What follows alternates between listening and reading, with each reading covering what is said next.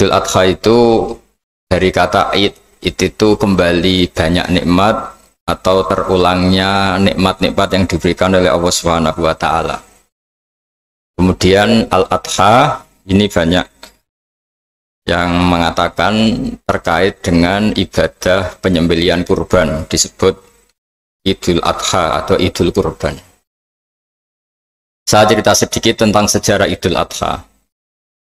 Dulu ada seorang malaikat yang menjelma sebagai manusia dan beliau ini komunikasi dengan Nabi Ibrahim.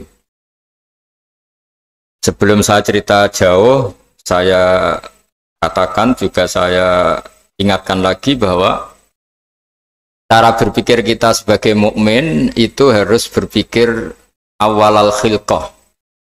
Awal kita dijadikan oleh Allah Ta'ala, yaitu Nabi Adam materinya dari tanah, nyatanya bisa jadi Nabi Adam.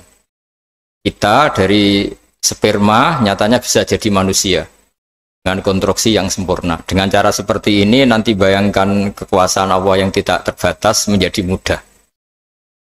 Saya teruskan, si malaikat tadi tanya ke Nabi Ibrahim, saya minta kambing kamu. Oh ya, silahkan.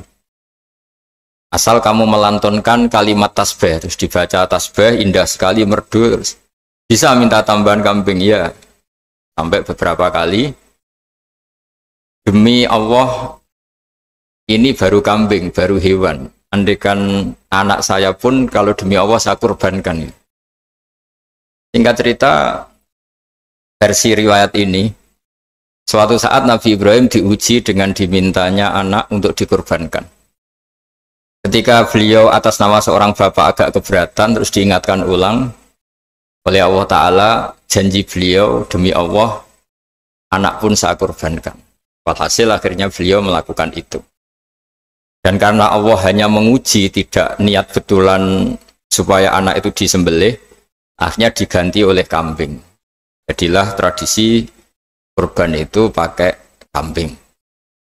Kemudian secara fikih ada padanan-padanan yang cukup menggantikan kambing, yaitu ada sapi, ada unta, dan seterusnya, dan seterusnya.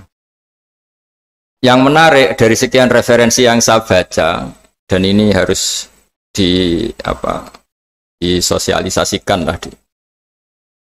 Sebagian versi itu adalah bahwa Nabi Ibrahim ketika diangkat di alam malakut, di alam langit sana, itu ketemu Allah, kemudian Allah tanya, Ibrahim, banyak hamba-hambaku yang durhaka, tidak tahu saya sebagai Tuhannya. Terus kata Ibrahim, usul ya fa'amidhum, bunuh saja ya Allah. Setelah itu tanya lagi, ada yang zina, ada yang koruptor, ada yang pokoknya dosa-dosa yang buruk sekali.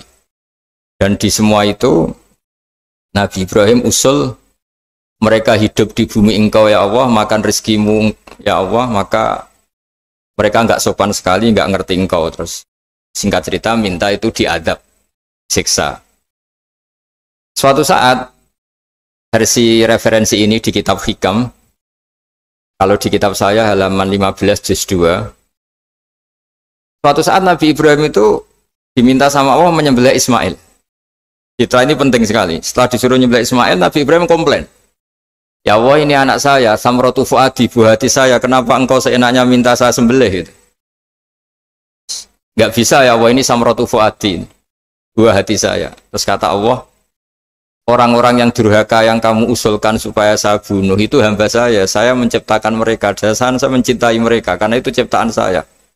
Anda enak saja usul saya matikan, saya bunuh. Sekarang ketika Anda usul, saya tidak mikir. Kenapa ketika saya usul kamu mikir? Terus akhirnya Nabi Ibrahim mau oke ya Allah. Setelah itu terus semenjak itu Nabi Ibrahim itu begitu sayang sama hamba-hambanya Allah. Sehingga dari cerita yang paling masyhur, ketika Abu Bakar As-Siddiq begitu lemah lembut sama hamba-hamba Allah yang lain, Nabi Muhammad mensepadankan dalam hal ini sama Nabi Ibrahim, hati kamu sehalus Ibrahim.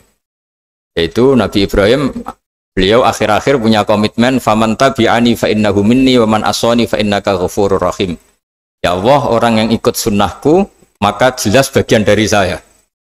Dan yang sedang durhaka, waman asoni, saya harapkan fa innaka ghafurur rahim. Engkau Maha Pengampun, Maha Penyayang.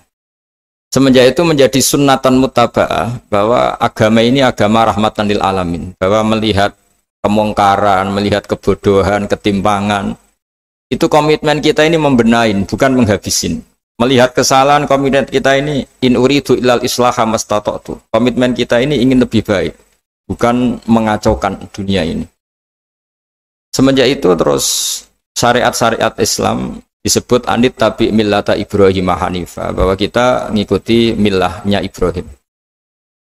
Sebab itu kemudian setelah ini menjadi sunnatan mutaba'ah, bahkan banyak ulama yang berpendapat ketika Rasulullah SAW Mi'raj, itu dari sekian Nabi Ulul Azmi yang nggak ketemu itu Nabi Nuh. Nabi Nuh alaihissalam, padahal termasuk Nabi Ulul Azmi.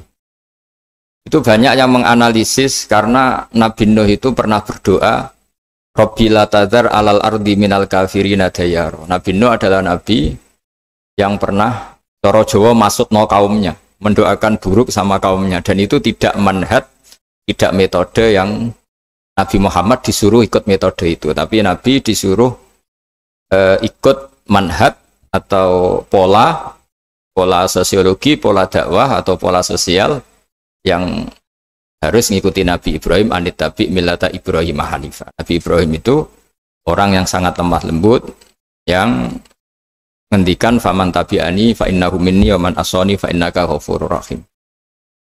Sebab itu teman-teman yang di Kanada, yang di mana-mana, kita ngikuti status ilmu hakikat. Di ilmu manusia, negara ini milik Kanada, milik Amerika, milik Eropa misalnya, atau milik mana sajalah.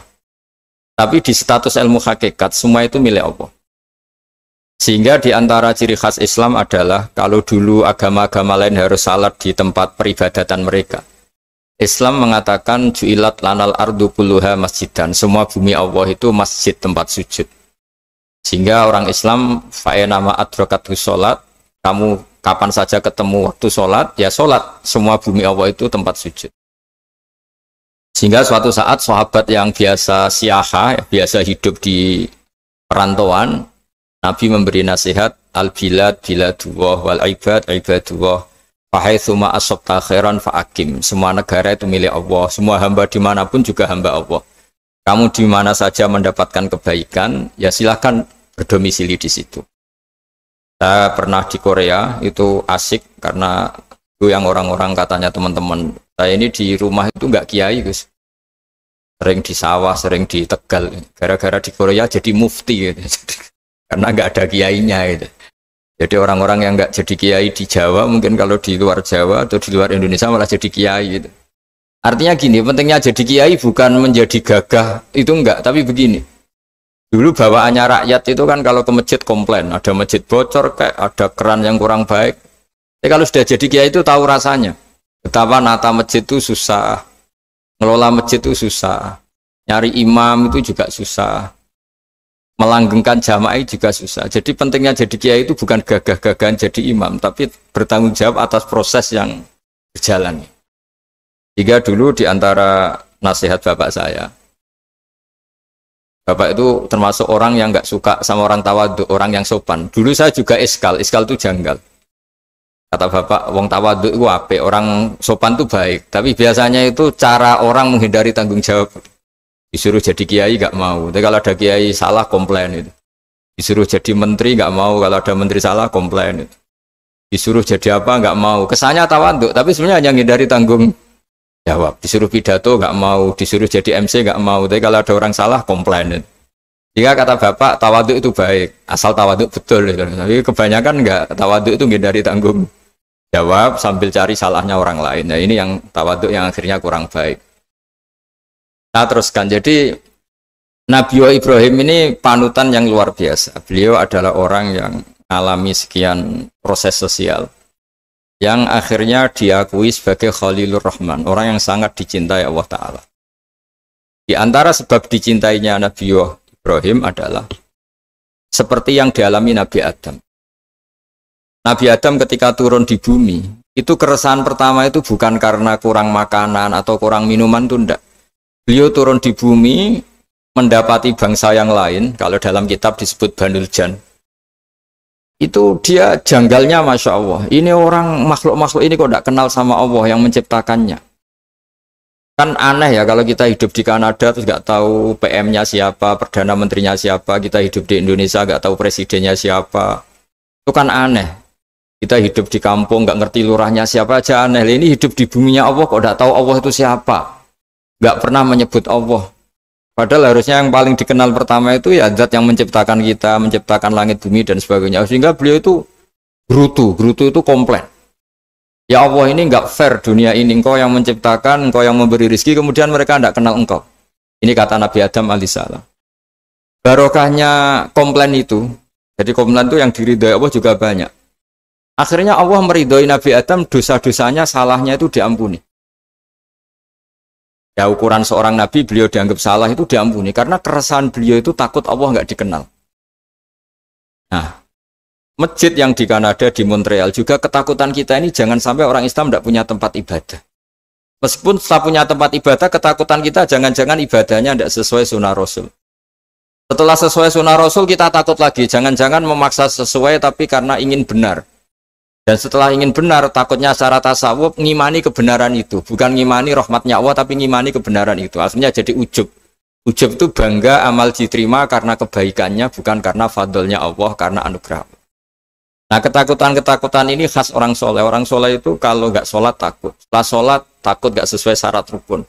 Setelah sesuai semua takut iktimat alal amal. Membanggakan kebenaran. Tapi bukan membanggakan luasnya rahmatnya Allah Ta'ala. Sehingga di luar ilmu fikih ada ilmu namanya ilmu tasawuf. Ilmu yang mengelola hati.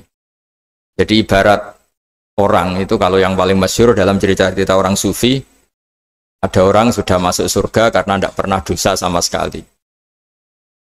Ini cerita-cerita yang melegenda di dunia tasawuf. Tanya Allah, kenapa kamu masuk surga? Karena saya taat terus ya Allah, nggak pernah maksiat sama engkau. Berapa lama kamu hidup di dunia? 80 tahun.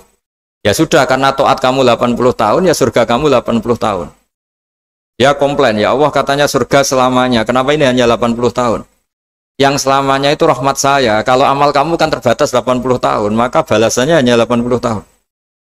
Nah, semenjak itu beliau sadar, oh ya Allah, masuk surga itu fadlmu, anugerahmu, amal saya tidak ada bandingannya dengan surgamu. Nah, ini jadi sehingga keyakinan ahli sunnah wal jamaah diantara ciri khasnya adalah masuk surga itu karena fadlnya Allah, karena anugerahnya Allah. Maksudnya itu oke, kita amal, tapi amal kita tetap terbatas. Tidak memberi kontribusi pada kerajaan Allah, pada kedikjayaan Allah sebagai Tuhan. Yang tidak terbatas adalah fadlnya Allah Subhanahu wa Ta'ala. Nah, keresahan-keresahan ini kemudian yang diwariskan oleh para nabi ke ulama-ulama. Di keresahannya ulama itu mirip-mirip keresahan nabi. Nabi dulu itu sampai dakwah, sampai sosialisasi kebenaran itu takut Allah itu la yuzkaru fi mulki, Allah tidak disebut, tidak menjadi aktor. Kan tidak fair kita misalnya nempat di negara orang terus nggak tahu duta besarnya siapa, terus kalau ngurus paspor di mana, ngurus visa di mana. Ini sama, kita hambanya Allah tapi nggak pernah ngurus status kehambaannya. Harusnya kita ngurus status kehambaan kita dengan sholat, berarti kehambaan kita hidup.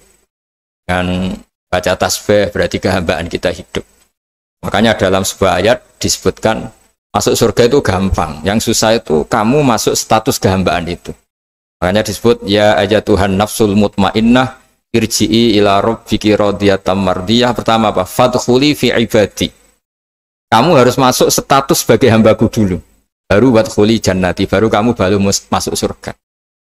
Jadi orang boleh nikmati fasilitas negara lain kalau visa paspornya disahkan. Orang boleh masuk surga kalau status kehambaannya disahkan oleh Allah Subhanahu wa Ta'ala. Nah, lalu status kehambaan itu dimulai dari mana? Secara fisik kita sujud. Anggota tubuh yang begitu terhormat, namanya kepala, kita tundukkan kepada Allah Ta'ala. Hati kita, akal kita yang ingin menguasai dunia misalnya, ambisi itu kita kalahkan untuk hanya tunduk kepada aturan-aturan Allah Subhanahu wa Ta'ala. Kekhawatiran kita akan menghadapi alam akhirat, nah ini yang penting. Nanti setelah kita mati kayak apa, jadi debu, jadi tanah, lalu bangkit kita gimana? Sebagaimana mukadimah saya, ingatlah an-nas'atil ula. Ingatlah penciptaan pertama, bahwa Allah punya reputasi menciptakan Nabi Adam dari tanah, dan di tubuh Nabi Adam itu tersimpan calon generasi berikutnya ila yaumil qiyamah. Kayak apa susahnya bikin Nabi Adam kalau andikan kita boleh berpikir. Bikin satu master manusia yang akan melahirkan manusia seluruh dunia. Ibaratnya chipnya itu sudah ada di punggung Nabi Adam. Dan itu materinya dari tanah. Dengan berpikir gitu, maka ketika kita meninggal, sudah jadi tanah, kembali lagi jadi manusia adalah hal yang mudah. Karena Allah punya reputasi menciptakan manusia super, yaitu Nabi Adam dari tanah. Jika setiap kali kita iskal janggal terhadap kekuasaan Allah, kata Allah Ta'ala, Qul yuhyihalladzi ansha'aha awwala marrah. Kalau kamu janggal terhadap kemampuan saya, kemampuan kami menghidupkan tulang belulang yang sudah rapuh, sudah hancur, maka ingatlah reputasi saya, kata Allah, reputasi kami menciptakan Adam dari tanah. Ya, para nabi itu, ini semoga teman-teman yang di Kanaja masih ingat betul iman yang dilatih para guru kita di Jawa, di Indonesia. Para nabi itu saking imannya sama Allah, itu tidak ada, sampai kasarnya itu nggak tahu bedanya antara hal itu masuk akal maupun tidak. Saya beri contoh begini, kalau dalam ilmu tauhid, dan ini harus kita latih terus sampai ketemu Allah Ta'ala. Ketika telur jadi ayam, itu sebetulnya itu kita juga tidak ikut mampu bikin telur jadi ayam. Tapi berhubung sering terjadi, kita bilang telur jadi ayam itu mungkin. Mungkin itu ya mungkin sering terjadi. Padahal sering terjadi ini juga tidak yang jenis kita ikut berkontribusi. Lalu ketika sering terjadi ini kita bilang itu mungkin.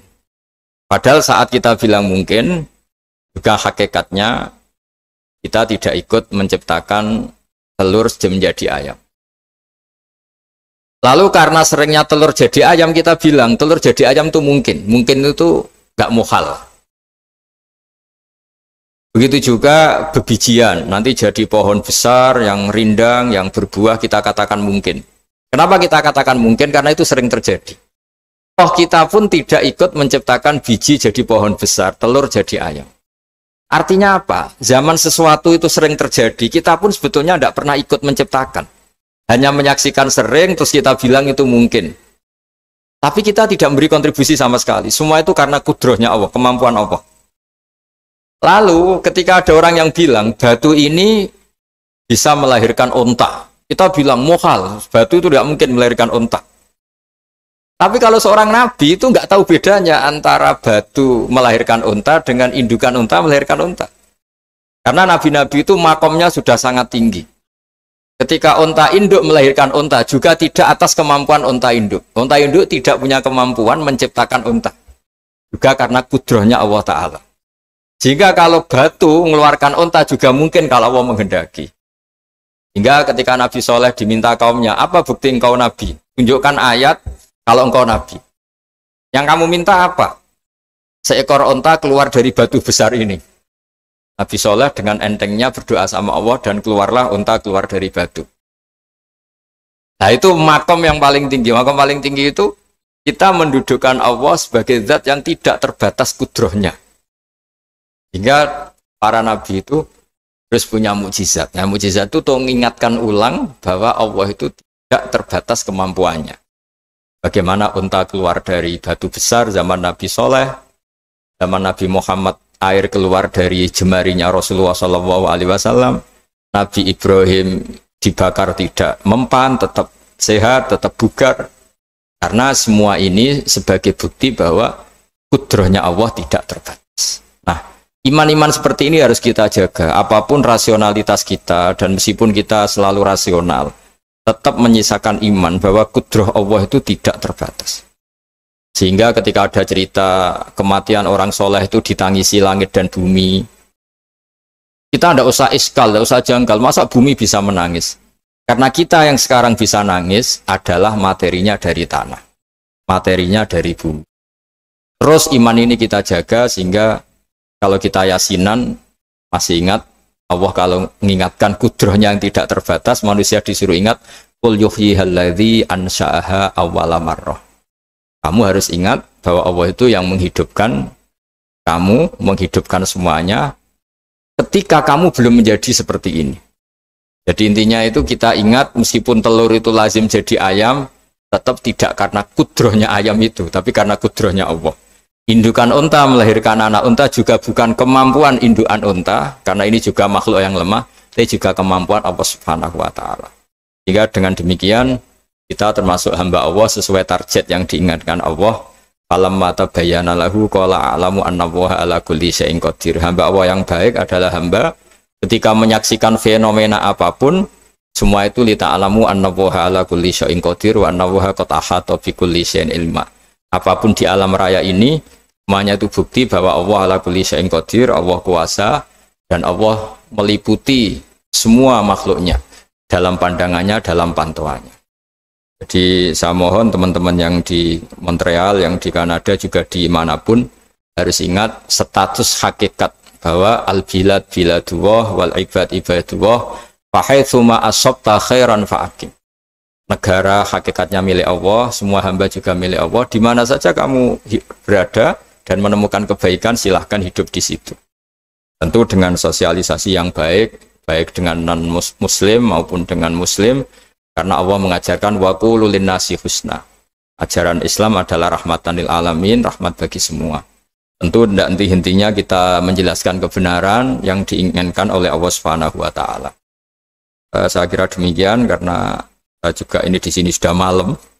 Jadi saya mohon maaf mungkin tidak bisa ikuti tanya jawab karena di sini sudah malam, apalagi tadi habis takziah saya karena ya ada mas saya yang sudah sepuh sekali wafat, terus tadi barusan datang, jadi mohon maaf tidak mengikuti acara mulai pertama. Tapi saya mohon ayat-ayat Quran yang saya terangkan tadi bahwa untuk mensifati Allah kudrohnya tidak terbatas. Ingatlah bahwa kita yang secerdas ini, yang sehebat ini, kita semua manusia yang cerdas begini, matanya bisa melihat, hatinya bisa merenung, otaknya bisa berpikir cerdas, itu dari materi tanah. Dan Allah mampu. Allah bisa bikin orang miliatan gini dari satu orang manusia namanya Nabi Adam. Kayak apa susahnya bikin konstruksi Nabi Adam kalau boleh dibahasakan. Dan itu Allah punya reputasi mampu. Dengan cara seperti itu kita akan gampang iman bahwa kita setelah meninggal dan menjadi tanah, ya sama seperti kita masih hidup. Zaman kita hidup ya tidak tahu cara kerja jantung kita, nafas kita, uratnya gimana, terus sistem tubuh. Meskipun ilmu medis ngerti mengurai itu, tapi tetap saja hanya ngerti, tidak menciptakan. Yang menggerakkan jantung, organ tubuh kita tetap Allah Subhanahu wa Ta'ala. Dia yang Al-Fa'ilul Mukhtar, dia yang semuanya mengendalikan kita. Artinya zaman kita hidup pun sebenarnya kita yang tidak mengendalikan kita. Nafas kita ya dalam kendali Allah, ikhtiar kita dalam kendali Allah. Sama setelah kita mati juga dalam kendali Allah. Guru-guru kita semuanya melatih inna sholati wa nusuki wa mahyaya wa mamati lillahi rabbil alamin. Hakikat ibadah kita, hakikat hidup kita, hakikat mati kita, semuanya tidak dalam kendali kita. Semua itu dalam kendali Allah Ta'ala. Dengan demikian terus kita insya Allah ingin jadi hambanya dulu. Baru setelah jadi hambanya, baru sah menjadi ahli penghuni surganya. Wadkhuli fi ibadi, baru wadkhuli jannati. Masuklah berstatus sebagai hambaku, baru engkau kalian semua layak menjadi penghuni surgaku. Mohon maaf atas semua kesalahan. Billahi taufik. Wassalamualaikum warahmatullahi wabarakatuh.